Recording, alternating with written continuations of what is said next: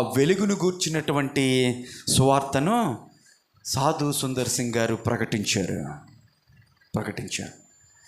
నా జీవితంలో, గత జీవితంలో చీకటిమయమై దుర్భరమైనటువంటి జీవితాన్ని, అంధకారములో బ్రతుకుతున్నటువంటి జీవితాన్ని, పాపములో బ్రతుకుతున్నటువంటి జీవితాన్ని, కుళ్ళు పట్టుకుపోయి భ్రష్టు పట్టుపోయినటువంటి జీవితాన్ని ప్రభువు ఆయన వెలుగులోకి నడిపించిన తర్వాత ఇప్పుడు దేవుని యొక్క సాక్షిగా నువ్వు నిలబడ్డావా?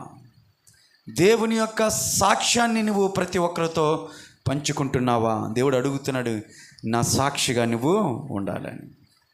మొదటిగా చూసుకున్నట్లయితే చీకటిలో బ్రతుకుతున్నటువంటి వారిని వెలిగించటానికి నేను నిన్ను ఎన్నుకున్నానని పౌలుకి చెప్పినప్పుడు ఇప్పుడు యేసు ప్రభు యొక్క ఉద్దేశం ఏంటో తెలుసా?